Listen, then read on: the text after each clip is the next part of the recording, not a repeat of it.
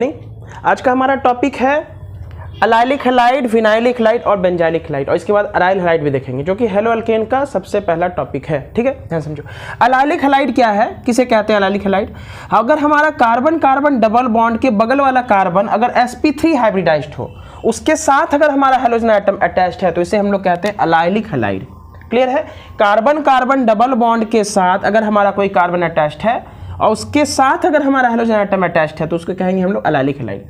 Vinylic में क्या अंतर है? तो बोलेंगे sir carbon carbon double bond के साथ डायरेक्टली अटैच्ड है, ये जो कार्बन है वो हमारा sp2 होता है क्योंकि यहाँ एक पाई बॉन्ड है। क्लियर है? तो बोलेंगे अलाइलिक और विनाइलिक में क्या अंतर? अलाइलिक में कार्बन कार्बन डबल बॉन्ड के बगल वाला कार्बन sp3 होना चाहिए, उसके साथ हेलोजन एटम अटैच्ड है। यहाँ कार्बन कार्बन डबल बॉन्ड के साथ डायरेक्टली हमारा हेलोजन एटम अटैच्ड है, तो इसे हम लोग क्या बोलेंगे? बोलेंगे सर ये हमारा विनाइलिक हैलाइड है। ठीक है, कहानी क्लियर है? उसका आते हैं बेंजाइलिक। बेंजाइलिक में क्या है?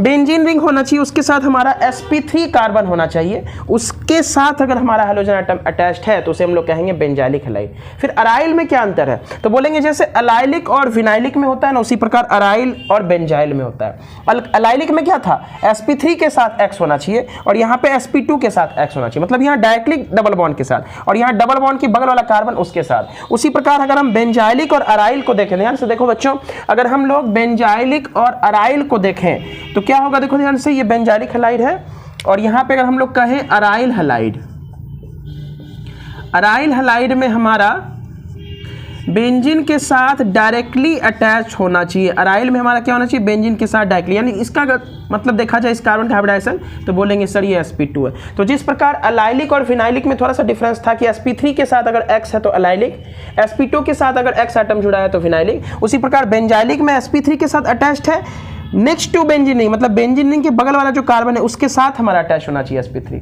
उसके साथ हेलोजन एटम। और अराइल में क्या है? बेंजीन रिंग के साथ डायरेक्टली अटैच होना चाहिए हमारा हेलोजन एटम। तो यही हमारा एक छोटा सा डिफरेंस था अलाइलिक, विनाइलिक, अराइल और बेंजाइलिक के ऊपर। Thank you.